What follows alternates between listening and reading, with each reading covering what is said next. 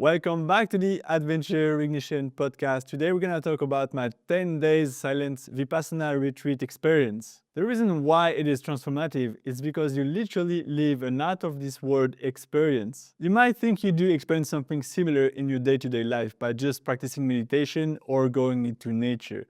But let me tell you that what is crafted there and the space they create for us to be totally disconnected is next level. You basically get in by leaving your phone. There is no talking, no writing, no reading, and not even the possibility to look at other participants for 10 days. And on top of that, there are 10 hours of meditation per day. So you have a complete space of total disconnection for the entire experience. So in this podcast episode, I will be sharing what has made it a unique, adventurous experience for me and all the lessons I got from it. If that's the first time you meet me, hi, I'm Blaise. I'm a world tour traveler, backpacker enthusiast, and just obsessed with creativity as a videographer, photographer, and content creator. And on this podcast, I had the chance to interview over 40 people and ask them what it means adventure for them. All right, let's dive right into it.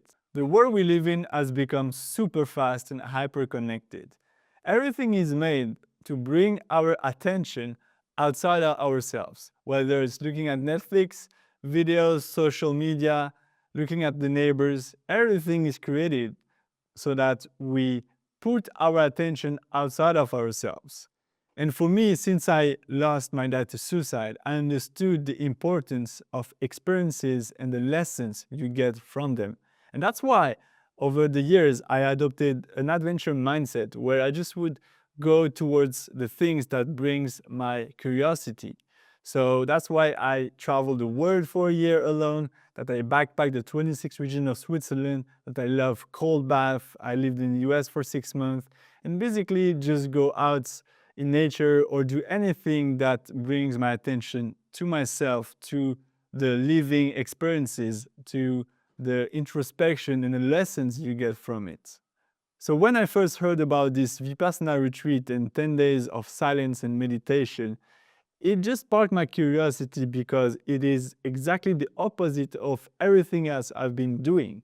Everything that I do is mostly based on movements, traveling, biking, running, whatever I do at the moment. And this experience was the exact opposite of that. So it caught my attention and it became quite natural for me to wanting to test it, to see how I can bring back my attention to myself and go even deeper on an introspection level. So here's the first thing that really caught my attention.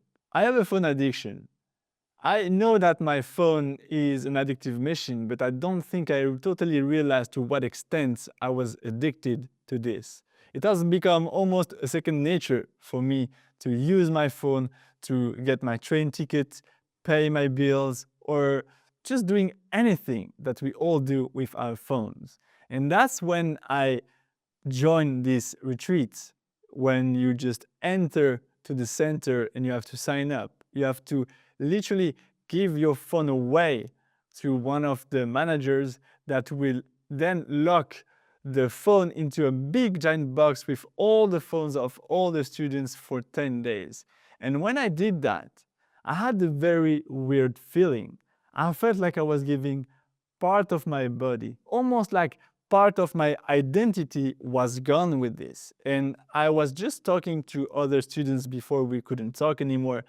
And a lot of us had the same experience. And as we didn't have the phone anymore, we just felt like something was missing, like an emptiness in us. And that's how I felt it. And it really pinpoints how bad the phone addiction was, at least for me. One of the things that made this experience quite unique and adventurous for me was the physical challenge. And to be fair, I wasn't expecting that at all. I thought the most difficult part would be the silence, the no conversation, no talking, and just being with your thoughts and feelings for 10 days straight. But I didn't anticipate how challenging it is to be meditating 10 hours per day with your legs crossed and just having to stay still for so long. And to be honest, every time we were going on a group meditation, which was almost like 3-4 hours per day, and after day 4 we couldn't move at all our bodies, it literally felt I was going to war at every single meditation. Because it's different for everybody. The pain can be in your neck, in your arms, in your legs, in your stomach, in the back, even in the head. I heard many other participants did have other experiences with the pain, but for me it was definitely first the knees. I literally felt that my knees were cut in two, and then I had a ton of like big bricks in my back that were very heavy and painful. And honestly, sitting with that for so long without moving, it was quite a challenging experience that I didn't expect that it to be so hard. But that was actually the whole purpose of the retreat, was to sit down with your pain, with your sensation, which I will give more words in a few minutes. That brings us to the next point, which is the practice. And to give you an overview of the whole program, we start to wake up at 4, then we start meditating at 4:30 to 6:30. Then we have the breakfast. We also meditate pretty much the whole morning until 11. 11 we have the lunch. And after that, we basically don't eat. We just have, for the new students like I was, an apple or a fruit that we can eat around 5 and or around 4 and 5. But that's pretty much it. The whole overtime is meditation or just breaks where you can walk in a garden. And around 9 p.m. everything is done and you can basically go to sleep. But that was really intense as a program for the whole thing. But the practice itself that I really enjoyed was the fact that, as I told you before, when you sit for so many hours with yourself and you have to observe all the sensation in your body, you can feel a ton of very uncomfortable sensation in the body. And what I loved about the practice was that you have to become an observer of yourself, of the sensation you have, with being totally neutral and impartial about the sensation. So basically the goal wasn't to say, oh, I have big pain in the back. It was like, oh, I feel a sensation in the back. But don't give it a name. Don't say it's negative. Don't say it's painful. Just observe it as it is. And it was the same for the good sensation. When you just feel at ease, you didn't have to absolutely give it a positive label. And the whole practice is about being neutral, whether it's good or it's terrible. And of course, that's a practice, and that comes to a point that I will develop later about the determination. But imagine for you, to make it more clear, that you are the main actor of a movie. You are living, feeling, and experiencing the ups and downs of this character.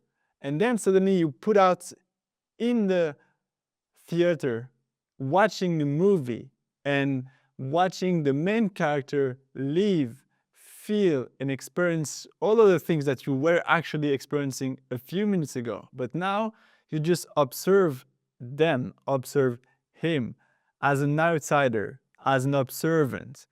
And to be honest, for me, it's something that I kind of experienced before. Since I lost my dad, I had those little bit of experience. But the Vipassana retreat experience I had allowed me to have practical tools to apply it in my life whenever I want. So basically, you have to focus on your breath. You have then to scan your body from top to bottom. and just observe the sensation that you have in your body. You don't have to get attached, because that's the attachment that creates the pain, as they explain us during the meditation retreat. And the more you practice, the more you're trying to focus of being the observant of your own pain, your own sensation. It really builds these muscles of feeling at peace. And the more you observe them, the more you notice that the sensation come, arise, even peak, and then after some time disappears. And that's the whole process of the practice, is to kind of like clean your body of those sensations by observing it. And I can literally tell you that at the end of the 10 days, everybody has a smile because you feel so light. I was feeling so light in my back, in my knees, and everywhere else. Even if I had a lot of pain during the 10 days, at the end, I was kind of like relieved and feeling at peace, because you don't try to create or attach yourself to the sensation you experience, but you really see reality. You learn to see reality as it is and not as you want it to be. And I've done a mistake during the meditation the whole 10 days. I remember around day 6 or 7, I had kind of like a breakthrough where I felt, I'm getting this. It's going better. I feel better now. I enjoy it. And because I started to get attached to that feeling of feeling good, or just thinking that I'm progressing, but I was really attached to, oh, this is good. And when this happens, the next meditation was one of the worst meditation of the entire experience, because I was expecting to experience the good feelings, the good sensations that I had before, and before they didn't come, I experienced the total opposite, and I was kind of like disappointed that it didn't happen, and it made the meditation even worse.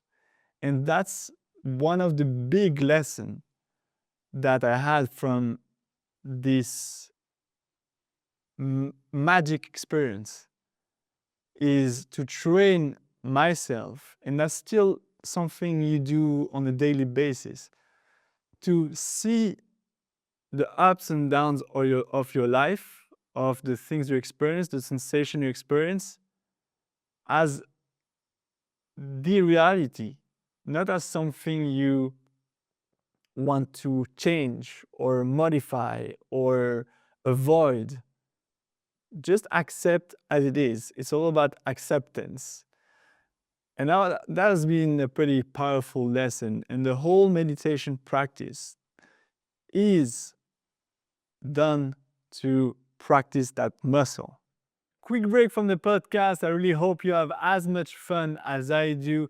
First, thank you for being here. And if you enjoy it, please give it a follow and share this with a friend, because it really helps a lot. Now, if you are a multi-passionate creator, an adventurer, or a visionary that feel called to express themselves fully, I'm opening few spots for my brand new one-on-one coaching that helps you build a brand that feel like you and attract aligned opportunities without copying trends, faking it, or just waiting for clarity to arrive. So whether you are still figuring out your voice or want to have more confidence expressing your story, we will co-create your personal brand and content with a sustainable rhythm that you can actually follow.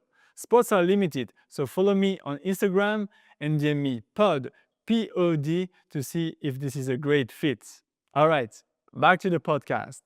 And the next point is a very powerful experience within the experience that I had.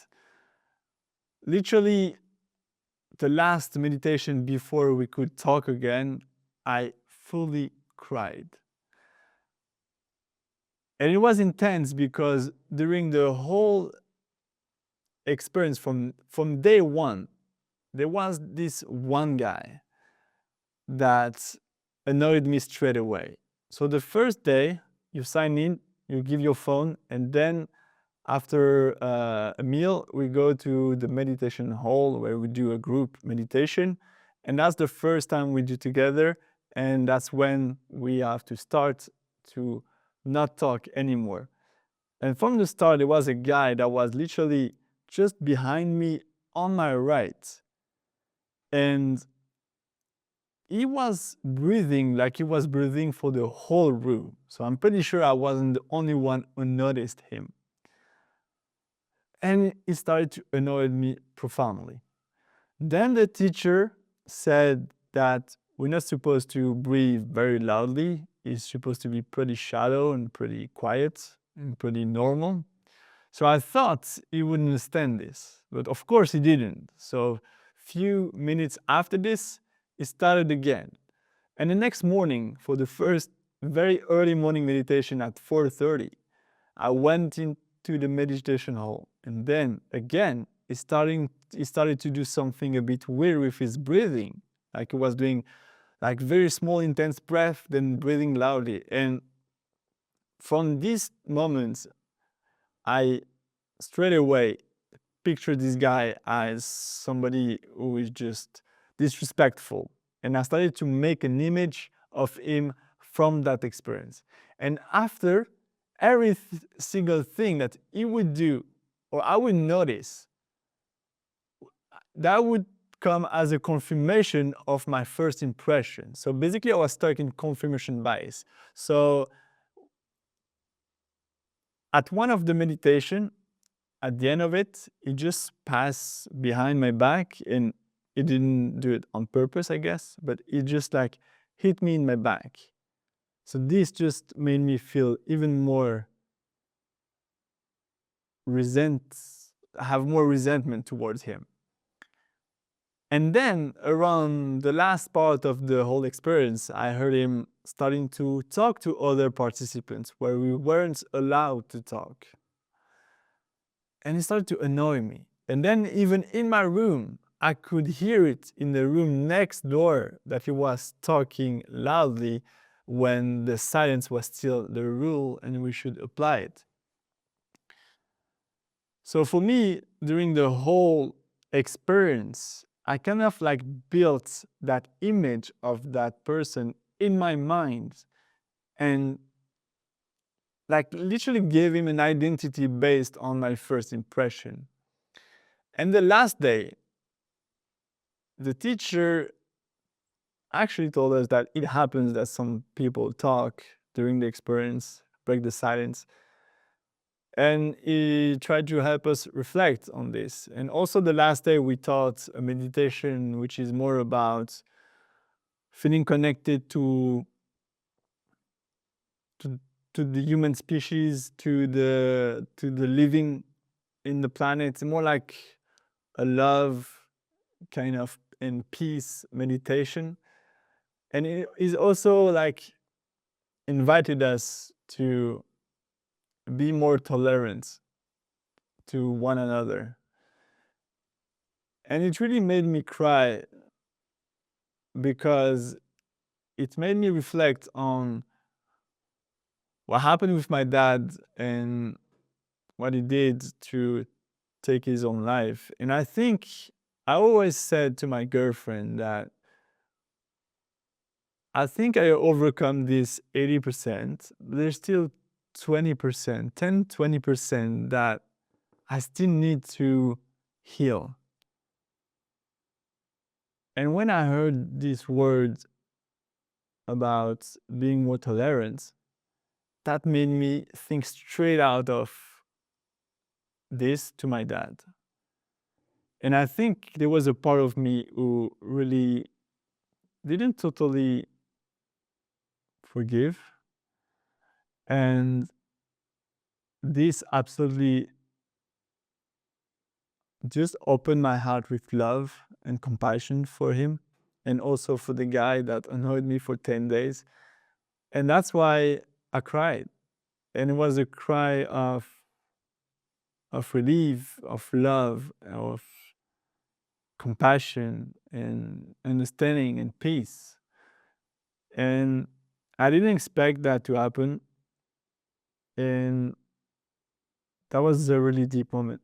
And that's one of the reasons why I think this experience has been so unique, so transformative, and so also adventurous is because of that special moment. And the next thing is a core principle that has been present throughout the whole experience, even before it. It is called Adhitthana. That means strong determination. And basically, even before you get into the whole experience, they ask you to commit for the 10 days. If you don't think you can make the 10 days, they will ask you to reconsider your registration. And of course, once you get in, you have to be in determination to fulfill the whole 10 days. But within the experience, you keep practicing Adhitthana over time, because when you meditate 10 hours per day, and then after day 4 you cannot move anymore, you really need to be committed to the whole experience to see the benefits at the end of the 10 days. And the idea behind that is not to constantly push your limits or suffering through or hustling through the experience, even if it can feels like that, to be honest, sometimes. But the idea is like, okay, you gave yourself the chance to come here in a very special environment and commit to the whole experience until the end. Commit to the 1 hour meditation without moving. And even if you cannot sustain the whole 1 hour without moving, that's fine. Maybe you did 50 minutes without moving and then you just moved a little bit to relax a bit of the sensation you experience in your body. But the next time you're gonna try to make it a bit better. And they didn't put this principle as a way to blame yourself if you don't improve, because the whole spirit of this is like, okay, you commit, you trust the process, you do the thing the best you can, and some days it's going to be a bit more difficult and some days it's going to be a bit easier.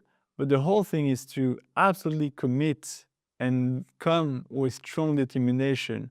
And that helped me increase my focus and my willingness to just live the experience. And that's why this principle has been powerful for me during the whole experience. But even today, in my life, it's powerful to, when you do something, you commit to the process, to the adventure, to the journey, and that's how you can see the benefit at the end of this. Because, for example, if you want to run a marathon, it seems exciting to have this goal, but you have never run. But if you don't commit to the process to get to the position where you are able to run a marathon, you will never be able to achieve the thing or to experience the lessons from running or training for a marathon.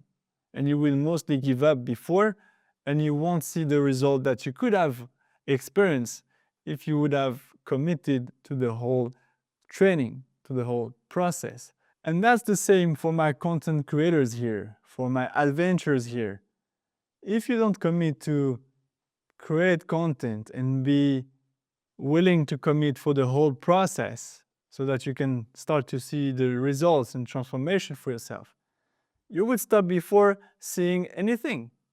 And that's why Adhitthana has been a strong lesson for me throughout this experience and something that I try to apply as much as I can in my day-to-day life. So to summarize, what had made this a unique and adventurous experience is first, the phone addiction that I realized and experienced literally and physically when I thought I was giving part of me and my identity to the manager at the beginning of the experience. The second thing was the physical challenge.